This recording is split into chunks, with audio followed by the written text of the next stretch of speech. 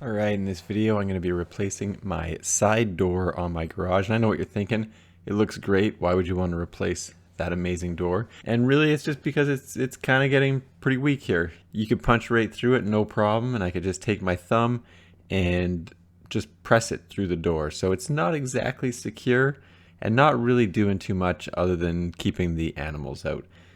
So one interesting thing is the doorknob, and you can see just the difference between the interior and the exterior version of that door handle. It very much weathered over the last 30 years. And you can see there's no finishing in my garage. I had to move a few wires that go to the electronic water meter that I've got. But other than that, there's not too much to do because basically there's nothing on the inside. I was hoping to keep the brick mold, basically the trim on the exterior of the door, but I was pretty aggressive ripping this off with the crowbar, and it did damage the brick mold because the brick mold is actually stapled through the door frame.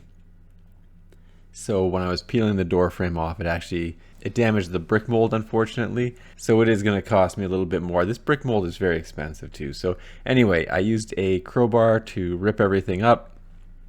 Everything came up pretty easily. There are no screws, everything is nailed in. So I don't know if in new construction they're using mainly screws to put in exterior doors. I would imagine so, but I guess nails also work. I think it's just easier if you make a mistake. If you're using screws, you can back them out a lot easier than using nails. Anyway, I use a crowbar, all the nails come out, and I do damage the brick mold ultimately, and that's it. Pretty straightforward to get the door off. Not too challenging. Couple problems with this overall is the concrete on the bottom is really not great, so I have to work with that a little bit. And I do put a 2x4 down, and then all these staples for the brick mold, I have to rip those out because I use that brick mold to act as the stop when I put the new door in, even though I do eventually pull that brick mold off. So I do a little bit of work here off camera, basically taking out all the staples and putting a 2x4 down on the bottom plate. And then I just shot some concrete nails through that with a ram set. And once that's done, I have sort of dry fit the door already before I put this silicone down. And this is just some exterior grade silicone, nothing fancy. Like I said, I did a test fit. It looks good. Not too much space at the top, but pretty consistent with how it was. About a 1/4 inch all the way around at the top. And this is a 32-inch door, and I'm sticking with the external opening. You do have the option of having it open into the garage, but I think ultimately I have too much stuff in the garage, and if it was opening into the garage, then it would be hitting things all the time. So I do like the external opening for the garage door. I think that makes a lot of sense, and that's why I went with it. It's actually more expensive to get one of these outswing doors. For whatever reason, they seem to be about $100 more. So once I got the door in the frame, again, the brick mold stopping it from going all the way through, I just take some of these shims and I put them in the top corners first.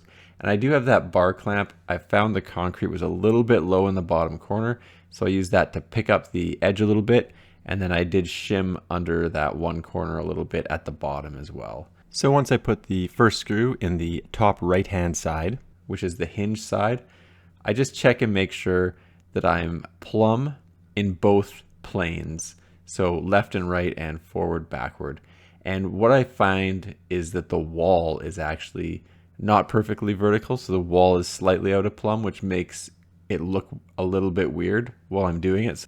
So I do end up pulling out the level frequently and making sure that the door frame is good, because just like I said, it looks a little off with the wall because the wall is not plumb itself. Anyway, I do 2 top screws on the hinge side, which is the right side when you're looking at it first, and then I do the 2 top screws on the doorknob side. And in total, I do 6 shims on each side of this thing, and I fire 6 screws obviously directly through the shims, and these are 4-inch screws, and they are number 8s for the size of the screw. And like I said, frequently check the plumb of the door to make sure that it is vertical. Even though the wall may make it look a little bit off, you want the door vertical so that when you open the door handle, it doesn't go whipping out or continually close in your face, even though I might actually get a spring to help the door return to the closed position. And generally speaking, for the shims, it's 2 of them up high, 2 in the middle, and 2 down low. So they go around the door hinges and then up top and then around the door knob itself and then down low. Anyway, once you get them all in, I just take a hammer and smash the portion of the shim that is sticking out of the door frame out. One smack and these little shims break off, no problem. And obviously I might clean it up a little bit more if I was doing drywall or something like that, but because it's just the garage door, I don't really bother cleaning it up too much. And then once that's done, I take this Great Stuff window and door expanding foam and put that around the door, and I'm going to use a black door set because that's kind of what I'm using for everything else. Now, the reason you want to use this window and door expanding foam is that it doesn't expand as aggressively as the standard foam. So if you're using the standard foam, it could push your door or window out, and this one doesn't.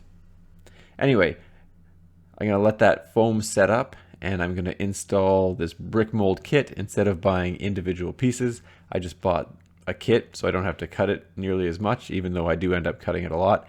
And I did scab in some 1/4-inch pieces of plywood. Like I said, the wall isn't perfectly vertical, so the door is perfectly vertical inside of the wall, and the 1/4-inch plywood that I rip cut just made everything line up better when I put the brick mold in. And unfortunately, this brick mold is a little bit bigger, so I had to run it through my table saw and knock off about 1/8 of an inch all the way around. It was just too tight up against the hinges and the exterior vinyl siding. So I did do that 1/8 rip cut, and then I painted the exposed cut side of the boards.